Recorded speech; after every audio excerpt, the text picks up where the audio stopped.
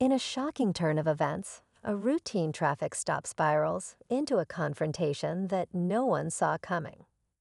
A black woman is pulled over by a police officer, seemingly for a minor infraction. But as the situation quickly escalates, the officer has no idea who he's dealing with. What he doesn't realize is that this woman is no ordinary citizen. She's the daughter of the state's governor. Tensions rise as the officer's approach becomes more aggressive, unaware of the powerful connection that lies just beneath the surface.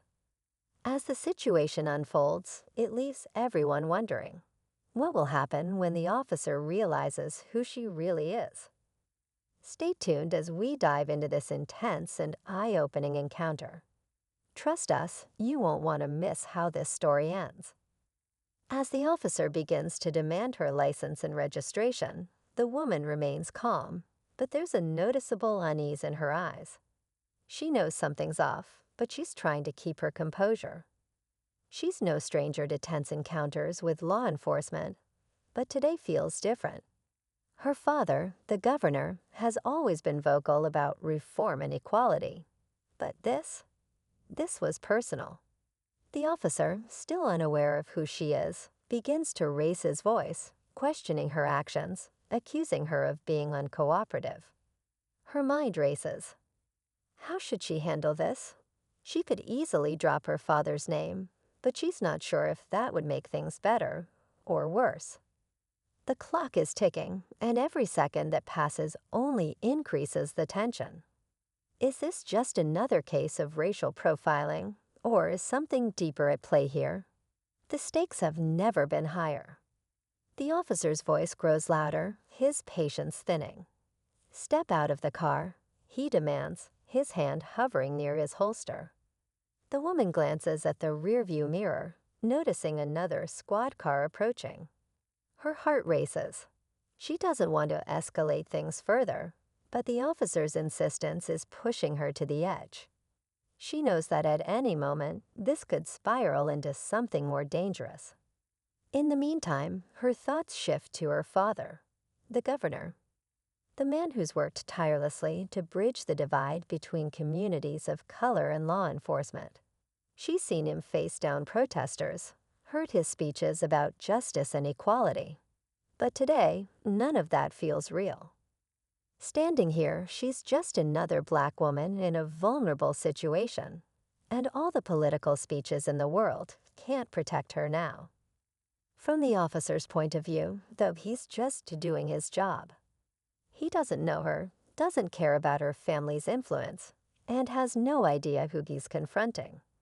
To him, this is just another traffic stop gone sideways. His training has taught him to be firm, to assert control, but as the woman remains silent, his frustration builds. He's beginning to feel threatened by her calmness, unsure if it's defiance or something else. A voice breaks through the tension, a voice over the radio, asking the officer to hold his position. The arrival of backup only adds to the pressure, and with it, more eyes are on her. It's clear this is no longer just about a traffic ticket. Something much bigger is unfolding, and neither the officer nor the woman fully grasps how much is at stake. The backup officers arrive, their patrol cars screeching to a halt.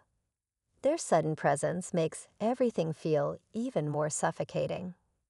Now the woman is surrounded, 4 officers, all with their eyes on her. The officer who originally stopped her steps back, gesturing toward the others to take over. He seems unsure of what to do next, but his pride won't let him back down now. The new officers begin barking orders at her, demanding she step out of the car and submit to a search. Her heart pounds in her chest. She knows this could go from bad to worse in seconds. The woman's mind races. Should she speak up? Should she say something that might calm the situation? She thinks of her father, who would always tell her to stay calm, to stay composed, no matter what. But the fear building in her chest is something she's never experienced before. This moment, this tense standoff, feels like it could shatter everything. As one officer inches closer to her window, another pulls out a notepad and starts scribbling down notes, making it all feel too official, too real. The woman takes a slow breath, her eyes scanning the officers, searching for any sign of recognition. There's nothing. They still have no idea who she is. Her silence has turned into a weapon, a kind of defiance that only increases the officer's tension. The longer she doesn't speak, the more agitated they become. Suddenly, the officer closest to the car opens the door with force, the sound echoing in the silent air. The woman is jolted, but she doesn't move. Her body is frozen in place, trying to process every decision, every possible outcome in the split second before things get out of hand. Her hand rests just inches away from the phone in her purse, her only lifeline in this moment. Then, as if the world is holding its breath, the officer leans down to grab her arm. It's at that exact moment, with tension at its peak, when someone from the crowd shouts, "She's the governor's daughter." The words hang in the air like a bomb, and everything stops. The officers freeze. The woman's heart skips a beat. The sound of sirens fades into the background. For one long, unbearable moment, time stands still. The words, "She's the governor's daughter," hang in the air, and for a split second, there's a flicker of hesitation in the officers' eyes. They glance at each other, as if waiting for someone to confirm it, but no one speaks. The woman's breath catches in her throat. She's bracing for an immediate shift in behavior, for an apology, a change in tone, something to signal that the situation will finally diffuse. But instead, something unexpected happens. The officer who had initially approached her, the one who had seemed so aggressive, straightens up and stares at her, a cold expression crossing his face. "Governor's daughter, huh?" he says, his voice almost mocking now. "That's real convenient. You think that's going to change anything?" The woman's stomach churns. The tension that had momentarily thawed now thickens. She hadn't expected this. She thought that knowing her identity would at least offer some protection, some buffer. Instead, it feels like it's being used against her.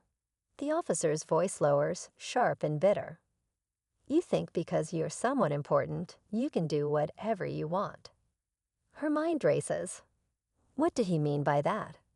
Had he already formed an opinion about her before knowing who she was? Was her identity suddenly making her a target instead of a shield? She looks around, seeing the eyes of the backup officers narrow in on her, as if her very existence is an inconvenience to them. The woman's hand instinctively reaches for her phone, but before she can grab it, the officer steps forward, his hand blocking the motion. "Don't even think about it," he warns, his voice low but filled with menace. The crowd that has gathered nearby watches, whispers filling the air, but no one dares to intervene. In this moment, the power dynamics are clearer than ever. The woman is no longer just a person caught in a traffic stop. She's become a symbol, a pawn in a much larger game. The officer's personal frustration is now entangled with her family's political influence, and it's clear he's not going to let her off easily, even if her identity could lead to consequences for him. The officers close in. Her pulse spikes. The silence stretches between them like a taut wire, and she knows something has shifted, something that goes far beyond the simple act of a traffic stop. As the tension builds to its breaking point, the governor's daughter stands trapped in a web of power, frustration, and fear. What will happen next is anyone's guess. The tension was unbearable as Sarah sprinted through the darkened streets, her breath coming in ragged gasps. Behind her, the sound of footsteps, too quick, too relentless, echoed through the empty alleyways. She could almost hear his taunting voice, the man who had hunted her for so long. She had made it this far, but the final piece of the puzzle eluded her. The file, the key to everything, was hidden somewhere in the maze of the old warehouse district, and she couldn't afford to lose it now. Her fingers grazed the cold metal of a nearby gate, and for a brief moment she hesitated. It was the spot. She knew it. The letter her father had left her, the one she could barely understand, was all leading to this moment. The world felt strangely still as she pushed the gate open and slipped into the shadows of the yard beyond. The warehouse loomed ahead, its broken windows like watching eyes. She knew her pursuer wasn't far behind. He had to be close. His cold, calculating demeanor had been in her nightmares for weeks. There was no time to waste. She moved quickly, her heart pounding as she climbed the stairs to the old office on the second floor. Inside, dust covered every surface, the remnants of a place long forgotten. But there, hidden beneath a loose floorboard, she found it, the file. Her hands trembled as she yanked it free, the weight of the secret it held pressing down on her. But then, a cold voice broke the silence. "Did you really think it would be that easy?" Sarah froze. The familiar voice belonged to none other than James, her trusted ally. No, her betrayer. The man who had been by her side through every twist and turn. The man who had helped her get this far. The world felt strangely still as she pushed the gate open and slipped into the shadows of the yard beyond. The warehouse loomed ahead, its broken windows like watching eyes. She knew her pursuer wasn't far behind. He had to be close. His cold, calculating demeanor had been in her nightmares for weeks. There was no time to waste. She moved quickly, her heart pounding as she climbed the stairs to the old office on the second floor. Inside, dust covered every surface, the remnants of a place long forgotten. But there, hidden beneath a loose floorboard, she found it, the file. Her hands trembled as she yanked it free, the weight of the secret it held pressing down on her. But then, a cold voice broke the silence. "Did you really think it would be that easy?" Sarah froze. The familiar voice belonged to none other than James, her trusted ally, no, her betrayer. The man who had been by her side through every twist and turn. The man who had helped her get this far.